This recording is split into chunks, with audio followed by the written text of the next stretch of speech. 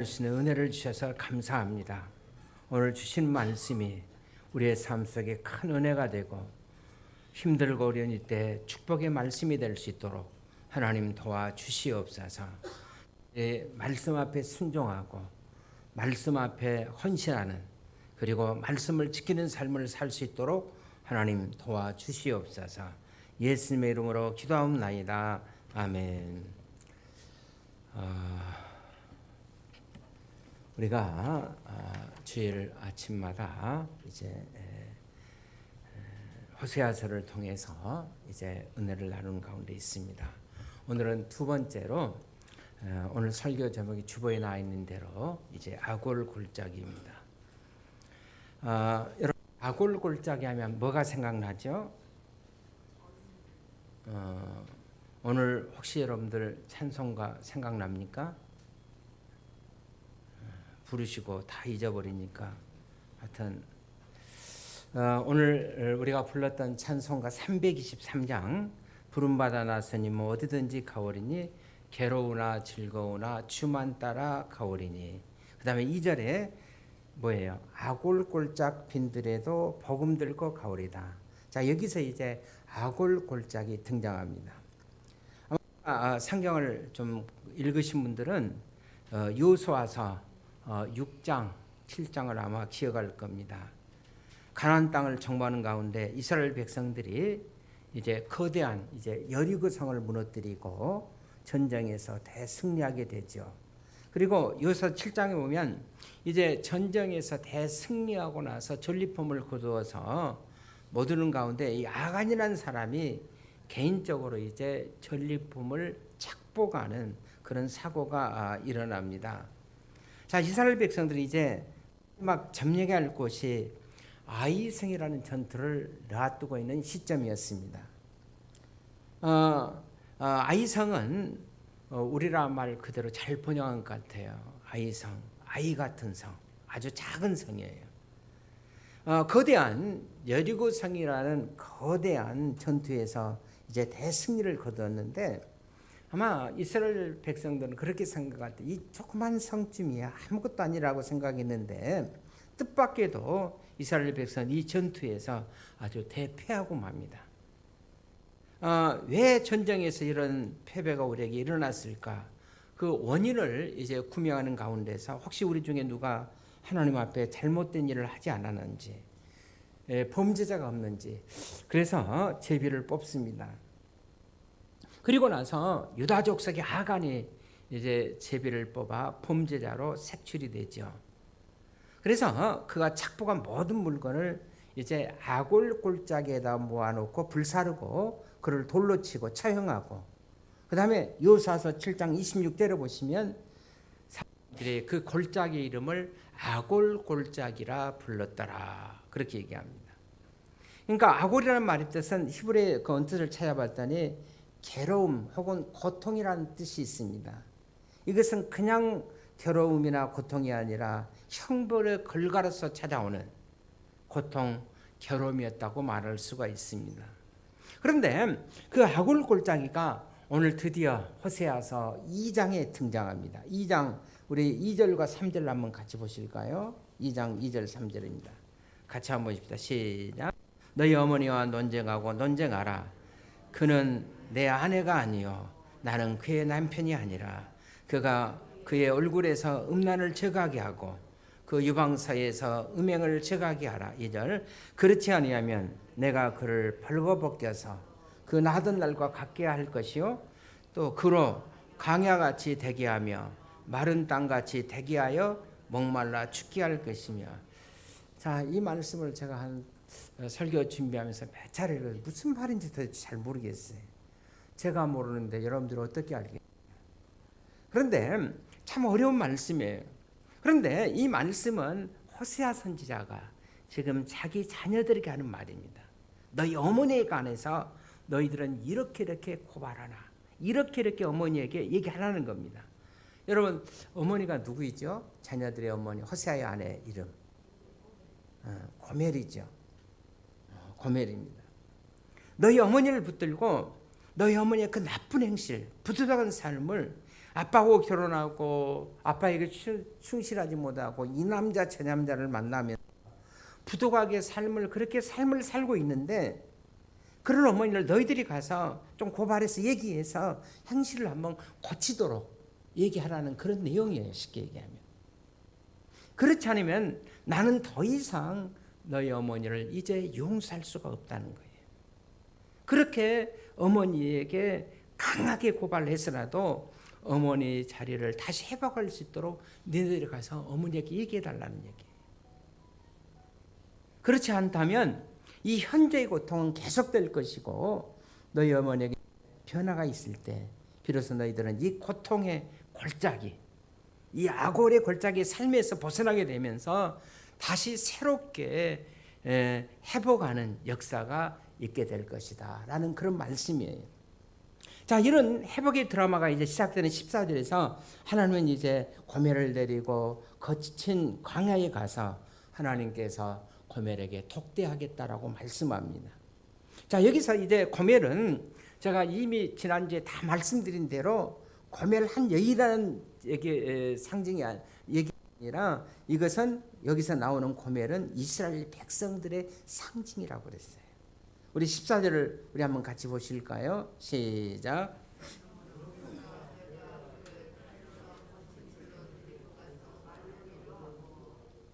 자, 거친들에 데리고 가서 그들을 혼내주겠다고 말하는 것이 아니라, 내가 그들을 거친들로 데리고 와서 그녀를 위로해 주겠다. 뜻밖에도 그녀를 위로하겠다고 말씀합니다. 그러면서 또 우리 15절을 한번 같이 봅시다. 시작. 거기서 비로소 그의 포도원을 얘기해 주고 악월 골짜기로 소망의 문을 삼아 주리니, 그가 거기서 응답기를 얻었을 때와 애굽 땅에서 올라오던 날과 같이 하리라. 이 거친 들판 악월 골짜기에서 다시 이제 희망의 새로운 드라마가 시작되고 있다는 그 약속의 메시지예요. 그렇다면 여러분, 이제 이 말씀을 우리에게 적용하면 오늘을 살고 있는 여러분과 저의 악월 골짜기, 아니면 우리의 삶의 악월 골짜기, 저는 오늘을 살고 있는 우리의 악월 골짜기가 코로나나 오미크론이 아닌가 그렇게 생각합니다. 이런 고통의 골짜기에서 어떻게 우리가 희망의 골짜기로 새롭게 변화될 수가 있는가? 고멜과 같은 이제 우리는 이 고멜한 여인을 통해서 우리의 자신들을 한번 적용시켜 돌아볼 수 있기를 바랍니다. 그러기 위해서 고멜과 같은 주님의 신부된 우리가 해야 할 일이 뭔가? 첫 번째, 그러기 위해서 우리는 우리의 타락함을 시인하셔야 돼요. 우리의 타락함을 시인해야 됩니다. 자, 2장에서 자, 악월 골짜기가 고통의 골짜기의 원인이 바로 그 원인은 우리들의 타락 때문이었다라고 말합니다. 자, 호세아 2장 전체 이 타락된 원인, 그 리스트가 쭉 기록이 되고 있습니다. 자, 2절에 보면 자, 음란 고멜에 대해서, 또 그 다음에 4절 5절에는 음행에 대한 단어들이 계속 등장해요. 그러나 호세아에서 등장하는 고멜은 단순한 어떤 한 여인을 가르치는 것이 아니라고 그랬죠. 고멜은 이스라엘 민족의 상징이고, 더 나아가서는 오늘 이 시대를 살아가고 있는 하나님의 모든 백성들의 상징이 바로 고멜로 등장합니다. 자, 그들이 지금 음행에 빠졌다는 거예요. 그런데 이것은 단순한 도덕적인 음란만이 아니라 훨씬 더 심각한 것은 영적인 음행에 빠져 있다는 겁니다. 그래서 2장 5절로 한번 같이 봅시다. 시작. 그들의 어머니는 음행하였고 그들을 임신하던 자는 부끄러운 일을 행하였나니, 이는 그가 이르기를 나는 나를 사랑하는 자들을 따르리니 그들이 내 떡과 내 물과 내 양털과 내 상과 내 기름과 내 들을 내게 준다 하였습니다. 자, 이건 무슨 얘기입니까? 다시 이제 고멜의 사건으로 돌아가서, 자, 왜 이 여인이 이런 방탕한 삶을 살아왔고 결혼한 다음에도 자기 남편이 아닌 다른 남자들을 계속해서 따르게 되었는가? 2장 5절에 그 대답이 이제 등장하고 있습니다. 어떤 남자가 2장 5절에 있는 말씀대로 고멜에게 떡도 주고, 그 다음에 물도 주고, 양털도 주고, 그 다음에 삶도 주고, 거기에다가 기름도 주고, 거기에다가 또 뭣도 줘요?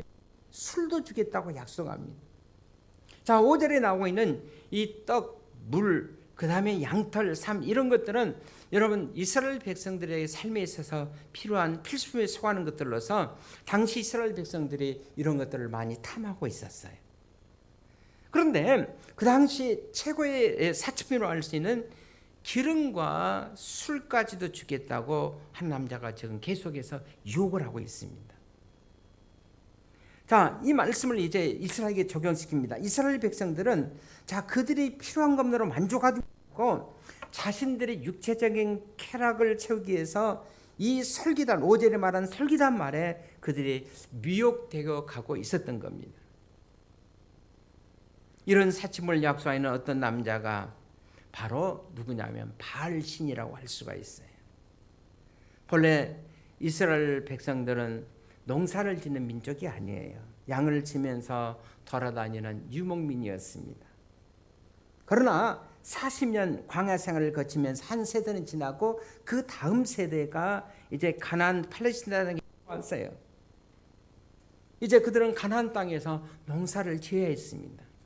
그런데 이들은 이제 농사를 지어봤지 않았기 때문에 농사 짓는 법을 잘 몰라요.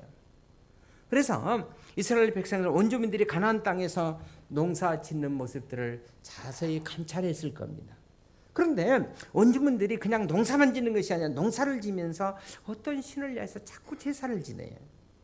여러분 그 신이 바로 바알 신이었던 거예요. 농경의 신.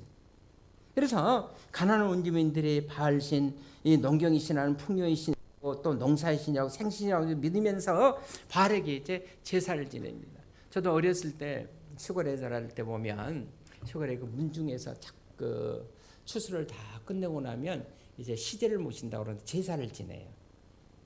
그러면 이제 문중에 제일 큰 어른은 묘지에서부터 거기에다 이제 상을 차려놓고 우리 예수 안 믿는 분들이 추석이나 설에 이렇게 차례상을 차려놓고 거기에 잘하는 것처럼 다 가서 가문에 이제 어른들이 다 참여하고 또 애들도 데리고 가서 하면 한 100여 명이 넘어요. 대부분 보면. 제가 원래 또 강상김씨 아닙니까? 잘 모른가 봐요. 강상김씨는 양반이요. 인터넷 찾아봐. 양반 중에 양반이에요. 근데 이제 이렇게 시제를 모시는데 가면 다 이제 절을 일렬로 쭉 서서 어른들 쓰고 또 어린 아이들은 또 뒤에 서고 다 인사하면 다 이제 큰 절을 다 한복을 입고 와서 어른 절하고 애들은 깨끗한 옷을 입고 와서 절하고 그 다음에 끝나고 나면 그러면서 어른이 그럽니다. 이렇게 이제 복을 농사를 잘 되게 하고 복을 주신 분이 조상님들이다 그렇게 얘기합니다. 저도 그런 줄 알았어요. 절하면서 잘 모르니까 어렸을 때 초등학교 다닐 때 잘 모르니까 조상님들이 이렇게 잘 돌봐주셔서 농사도 잘 되고 또 이렇게 건강히 하신 모양이다. 저도 그렇게 생각했어요. 그런데 자 지금 이스라엘 백성들이 자 제사를 지내면 그 농사를 지면서 저 바알 신에게 제사를 지내는 거예요. 그러면서 그들은 말하기를 바알 신이 우리에게 이런 농사를 잘 되게 축복해 주셨다 그렇게 말합니다. 여러분 이스라엘 백성들은 한 여호와 하나님을 믿는 백성임에도 불구하고 농사를 지면 자연스럽게 이렇게 가나안 땅 원주민들의 영향들을 조금씩 자신도 모르게 이제 받게 된 거예요. 그들이 완전히 하나님을 버린 것은 아니지만은 자신들의 농사를 잘 짓기 위해서 바알 신에게 이렇게 제사해야 되는구나. 그래야 우리도 여기 5절에 등장하는 떡과 물과 기름과 양털과 술과 이런 것들을 우리가 많이 얻을 수가 있지 않겠는가. 하나님을 완전히 포기한 것은 아니지만은 이스라엘 백성들이 하나님과 바알 사이에 왔다 갔다. 오늘은 하나님, 내일은 바알. 이렇게 영적 방황하는 모습, 그들의 모습이 바로 하나님 보시기에 고멜처럼 영적 금액에 빠져 있었다는 겁니다. 그래서 심지어는 2장 8절에 보면 자 하나님의 탄식의 음성을 한번 같이 보실까? 2장 8절 시작. 곡식과 새 포도주와 기름은 내가 그에게 준 것이요 그들이 바알을 위하여 쓴 은과 금도 내가 그에게 더하여 준 것이오늘 그가 알지 못하도다. 아주 중요한 말이에요. 이렇게 내가 모든 것을 다 주었음에도 불구하고 그들이 지금 알지 못하도다. 이스라엘 백성들이 그걸 알지 못하고 있다는 거예요. 바알의 제단에 드리고 있었던 그 재물까지도 누가 준 거예요? 하나님이 주신 건데 그걸 모르고 하나님이 주신 그걸 가지고 바알에게 가서 제사를 있었다는 거예요. 자, 2장 13절에 지적되고 있는 그들의 타락 현장을 다시 한번 확인해 보시길 바랍니다. 13절입니다. 시작. 그가 귀고리와 폐물로 장식하고 그가 살아난 자를 따라가서 나를 잊어버리고 향을 살라 바알들을 섬긴 시일대로 내가 그에게 벌을 주리라. 여호와의 말씀이니라. 자, 하나님 말씀하기를 자, 너희가 나를 잊어버렸다. 여기서 중요한 단어는 나를 잊어버렸다는 단어예요. 너희가 나를 잊어버렸다. 그리고 지금 너희들이 바알에게 제사하고 지금 바알에게 아부하고 있다는 거예요. 그래서 내가 너희들에게 이제는 벌을 내릴 수밖에 없다. 그래서 그들이 겪고 있는 일련의 어려운 고통, 이 일련의 이런 괴로움, 이것이 바로 너희들이 영적 음액에 대한 하나님의 심판이었다는 겁니다. 이거를 신하고 너희들의 타락을 인정하고 돌아오라는 거예요. 자, 우리는 어떻습니까? 오늘날 우리는 어쩌면 이 당시 이스라엘 백성보다도 풍요로운 삶을 살고 있어요. 자, 우리는 이 풍요로움 속에서 서서히 하나님을 잊어가고 있는 것은 아닌지, 우리의 축복이 근원이신 하나님을 혹시 여러분과 제가 지금 잊어버리고 있는 것은 아닌지. 우리는 지금 두 신 사이에 오락가락하고 있어요. 여러분, 우리는 하나님과 그 다음에 바알신, 쉽게 얘기하면 맘몬, 너무 우리가 돈을 사랑하면 그는 지금 맘몬, 바알이라는 신을 지금 섬기고 있는 거예요. 내 마음속에 하나님보다도 자꾸 내 어떤 육체적인 그런 것에 더 끌리고 있다면 그는 지금 육체적인 바알의 신을 섬기고 있는 겁니다. 두 사이 오락가락하는 거예요. 여러분, 우리가 주일날은 하나님 앞에 예배드림에도 불구하고 물론 건강이 안 좋으면 또 우리가 코로나 문제가 있기 때문에 집에서 또 이렇게 예배드릴 수도 있죠. 그렇지 않음에도 불구하고 하나님 사이에 자꾸 오락가락하는, 하나님보다는 세상에, 하나님이 안 섞는 거 아니에요. 교회에 안 나온 것은 아닙니다. 오락가락하는 거예요. 자, 우리 지금 풍요로운 삶을 살고 있어요. 더 많은 축복, 더 많은 것을 받고 있음에도 불구하고 하나님을 서서히 잊어버리고 있는 것은 아닌지, 우리가 더 많은 쾌락을 위해서 내가 섬기는 바알신, 물질의 맘몬, 쾌락의 신에게 내가 모든 것을 지금 갖다 바치면서 육신의 안락을 위해서 살아가고 있는 것은 아닌지. 그러다가 어느 날 닥쳐온 고통, 아픔, 이 골짜기에 흔들리기 시작하는 우리가 이런 골짜기에서 벗어나기 위해서 여러분과 제가 할 일이 뭔가? 우리의 타락을 인정하라는 거예요. 하나님, 우리가 범죄했습니다. 우리가 하나님을 잊었습니다. 우리가 하나님을 더 소홀히 했습니다. 이것이 바로 우리가 첫 번째 해야 할 일이라는 거예요. 자, 두 번째, 우리의 악을 골짜기에서 우리가 해야 할 일. 두 번째는 하나님의 징계를 수용하라는 거예요. 자, 타락한 이스라엘 백성들을 향한 하나님의 징계가 지금 어떻게 임하고 있습니까? 2장 6절을 보시기를 바랍니다. 시작. 그러므로 내가 가시로 그 길을 막으며 담을 쌓아 그로 그 길을 찾지 못하게 하리니. 자, 우리가 가는 그 길에 갑자기 가시덤불이 등장합니다. 담벼락이 생겨요. 벽이 생깁니다. 그래서 가지 못하게 합니다. 여러분, 우리가 인생의 길을 걸어가는 길에 가시덤불이 생기고 여러분 어느 날 갑자기 담벼락이 생겨서 그걸 막고 있다면 하나님이 나를 버리시지 않았구나. 오히려 하나님 앞에 감사해야 됩니다. 내가 범죄하고 있음에도 불구하고 믿음대로 살지 않고 있음에도 불구하고 그래도 내 삶에는 뭐 순탄하도 괜찮다. 여러분, 이거는 저주받은 사람이에요. 이런 사람은 하나님께서 아예 버린 사람입니다. 내가 범죄하고 있으면 오히려 더 잘 돼가고 믿음대로 안 해도 오히려 더 형통하고, 여러분, 그거는 축복받은 사람의 삶이 아닙니다. 내가 범죄하면 탐도 생기고 가시덤불도 생기고 그러면 빨리 깨달으라는 얘기예요. 하나님이 진짜 나를 사랑하시는구나. 그래서 내게 담벼락을 주시고 내게 가시덤불을 주시는구나. 이것이 나를 향한 하나님의 사랑의 채찍이구나. 이것을 빨리 깨달아 정신 차리라는 얘기입니다. 우리가 마음대로 누리고 있던 쓰던 것들이 우리를 떠나거든. 그때도 하나님 앞에 감사하십시오. 하나님께서 아직은 나를 버리지 않았구나. 그래서 2장 9절을 우리 같이 한번 보실까요? 시작. 그러므로 내가 곡식을 그것이 익은 계절에 도로 찾으며 내가 내 새 포도주를 그것이 맛들 시기에 도로 찾으며 또 그들의 벌거벗은 몸을 가릴 양털과 내 삶을 빼앗으리로다. 여기서 가장 중요한 단어는 도로 찾아낸다는 거예요. 도로 찾겠다는 거예요. 이 말씀이 반복되고 있습니다. 너희들이 한때 누렸던 거 그건 내 거야. 그런데 그걸 깨닫지 못하고 나를 따라 바를 너희들이 섬기고 있다. 내가 다시 너희들에게 그것을 찾아내겠다는 말입니다.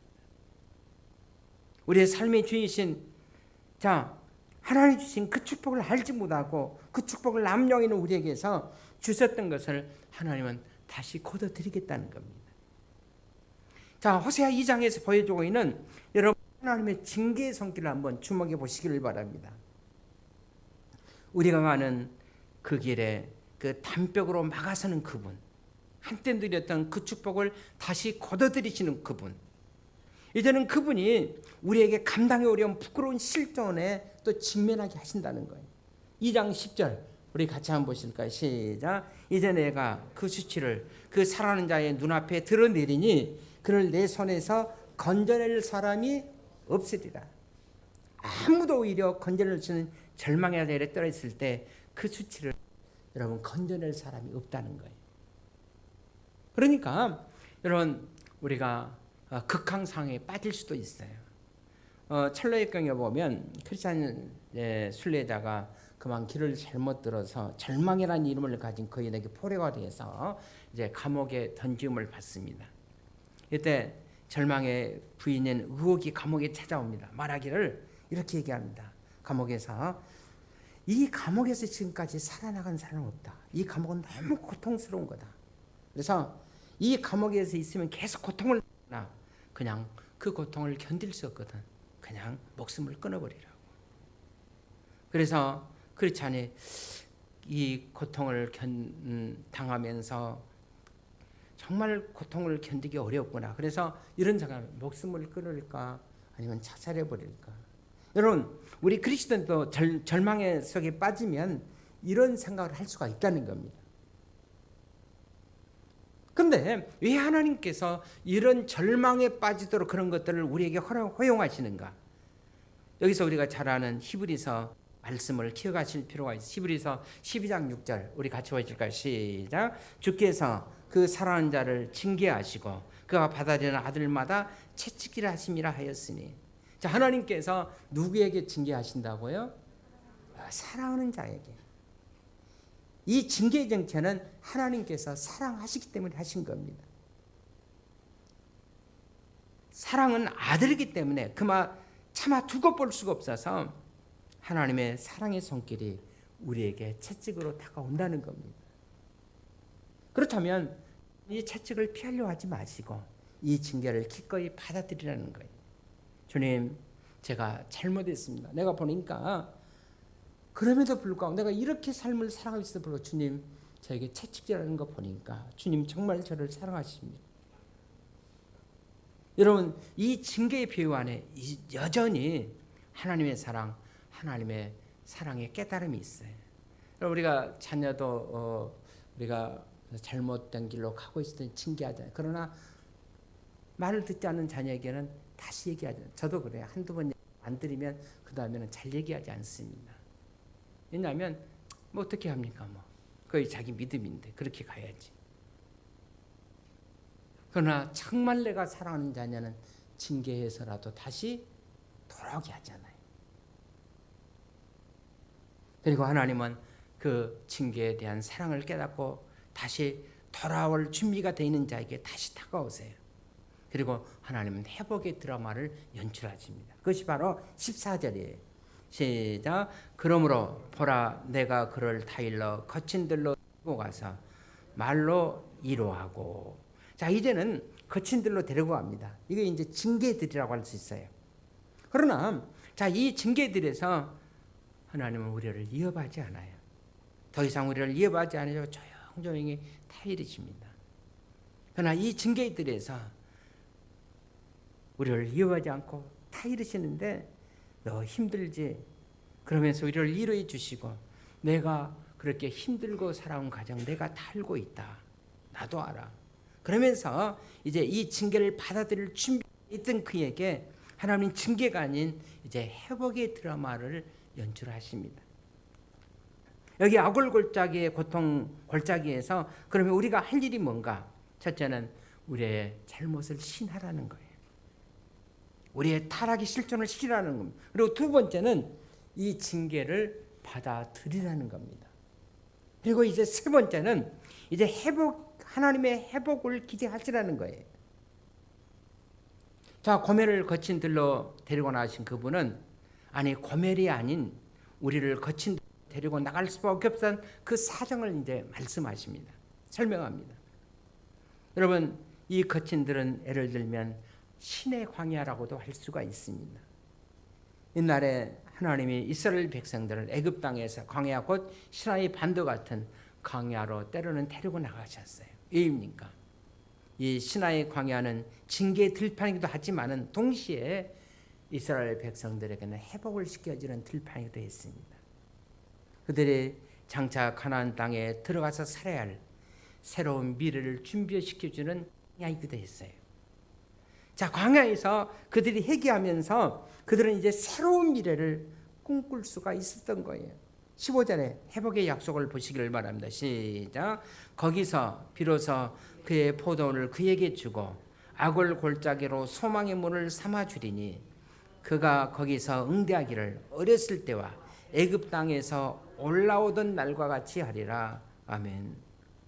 자, 이제 새로운 부분 관계, 법적으로 인정하시는 관계를 하나님께서 다시 선포하시는 16절 시작. 여호와께서 이르시되 그날에 내가 나를 내 남편이라 일컫고 다시는 내게 바알이라 일컫지 아니하리라. 여러분, 바알은 누구예요? 신의 이름이라고 그랬죠. 농경의 신의 이름이에요. 그런데 바알을 문자 그대로 번역하면 주인이란 뜻이에요. 주인. 그러니까 바알은 당신이 나의 주인이다 이런 뜻이에요.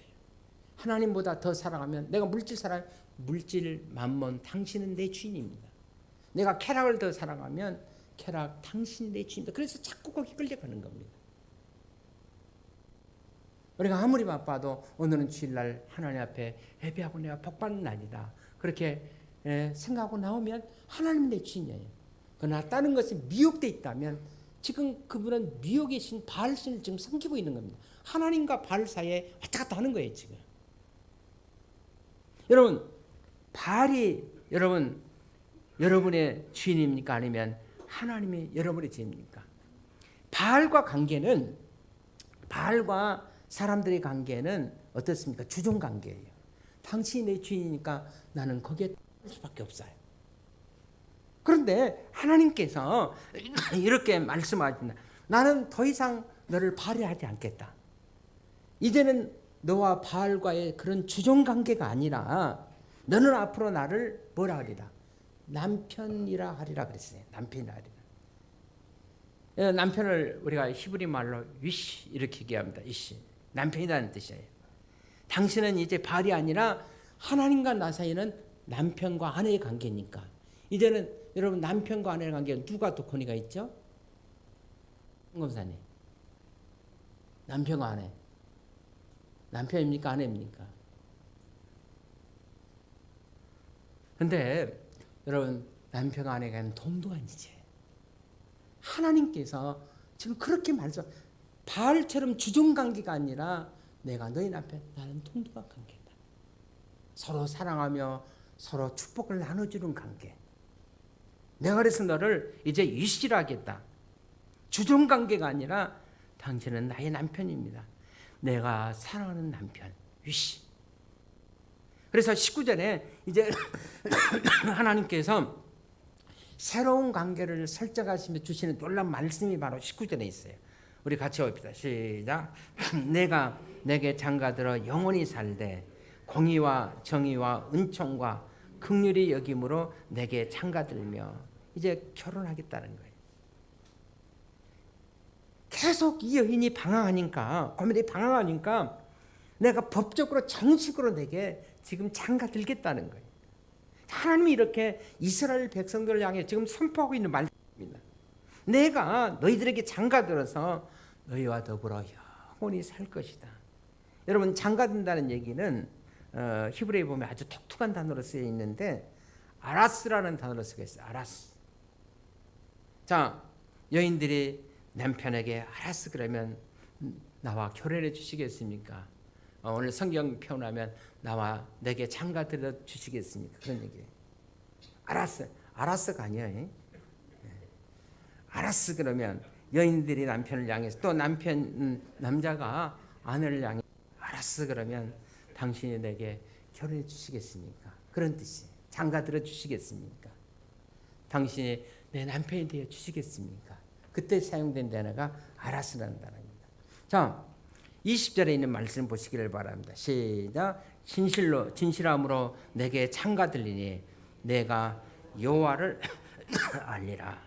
자, 너의 방해도 불구하고 나는 내게 장가들겠다. 내게 결혼해서 나는 너의 남편이 되겠다. 그런데 하나님이 이렇게 말씀하십니다. 나 여호와 하나님이 바로 나를 그런 분이라는 거예요. 바알처럼 주종관계에서 너를 계속해서 끌고 다니는 것이 아니라 나는 주종관계가 아니라 우리는 서로 사랑의 관계예요. 나는 너를 축복해 주는 관계예요. 우리의 지속적인 방황, 우리의 지속적인 배신, 그럼에도 불구하고 그분은 우리를 영원한 축복의 사랑을 주는 신부로 삼아 주시겠다는 겁니다. 기꺼이 그분이 우리의 남편이 되어 주시겠다고. 이것이 바로 하나님이 우리를 향한 선포의 메시지예요. 자, 21절, 20절 다시 보시기를 바랍니다. 시작. 여호와께서 이르시되 그날에 내가 응답하리라. 나는 하늘에 응답하겠고 하늘은 땅에 응답하겠고. 22절. 땅은 곡식과 포도주와 기름에 응답하겠고 또 이것들은 이스라엘에 응답하리라. 여러분, 여기에서 가장 반복되는 단어가 뭐예요? 응답이라는 단어예요. 자, 응답의 삶이 이제부터는 열려진다는 겁니다. 하늘이 응답하고 땅이 응답하고 그리고 이스라엘이 아니라 이스라엘이 응답하리라. 우리가 이스라엘 부를 때 저희도 말씀 두 가지 의미가 긍정적인 의미도 있고 부정적인 의미인데 부정적인 의미는 이스라엘 스코트 흩은다는 뜻도 있지만은 긍정적인 의미 심으신다. 소울 제가 말씀을 드렸죠. 씨를 뿌리십니다. 긍정적인 의미의 이스라엘입니다. 자, 내가 다시 말하면 회개하는 너에게 내가 이제 이 들판에서 황야의 들판에서 다시 심게 하고 꽃을 피워 내가 열매를 맺도록 해주겠다. 다시 심고 열매를 맺도록하겠다. 그렇게 말씀해요. 그리고 23절에 보십시다. 시작. 내가 나를 위하여 그를 이 땅에 심고 긍휼히 여김을 받지 못하였던 자를 긍휼히 여기며 내 백성이 아니었던 자에게 향하여 이르기를 너는 내 백성이라 하리니 그들은 이르기를 주는 내 하나님이시라 하리라 하시니라. 자, 이 말씀은 얼마나 회복에 관한 아름다운 드라마의 말씀이에요. 내가 너희를 다시 심어 놀랍게 열매 맺는 내 백성으로 내가 삼아주겠다.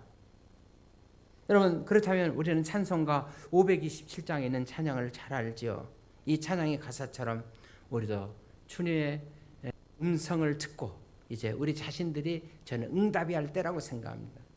어서 돌아오, 어서 돌아오, 어서 돌아마오. 지은 죄가 아무리 무섭고 크기로 치웠지 못 담당하리요. 우리 주의 넓은 가슴은 하늘보다 높고 넓어. 어서 돌아오, 어서 돌아오, 어서 돌아오. 채찍마다 아파도 주님의 손으로 때리시고 어루만져 일해 주시는 우리 주님의 넓은 품으로 어서 돌아오, 어서 돌아오. 그렇습니다. 여러분, 지금 내가 서 있는 자리가 아골골짜기, 바알과 추종관계, 바알에 끌려다니는 삶이 아닌지, 우리의 이런 타락한 현실에 실전을 확인하시고 다시 주님 앞에 나와서 죄를 고백하십시오. 그리고 나에게 이런 징계가 채찍이 필요했다는 것을 인정하시고 주님, 저는 채찍 맞아도 괜찮습니다. 주님, 다시 제가 주님 앞에 옵니다. 아마 주님은 변함없는 사랑의 축복의 선으로 여러분과 저를 붙들어 주실 것입니다.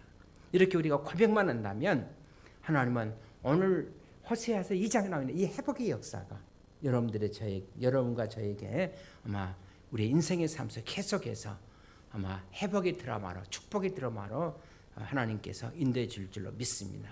이런 축복이 있기를 주의 이름으로 축원을 드립니다. 우리 기도하겠습니다. 하나님 아버지,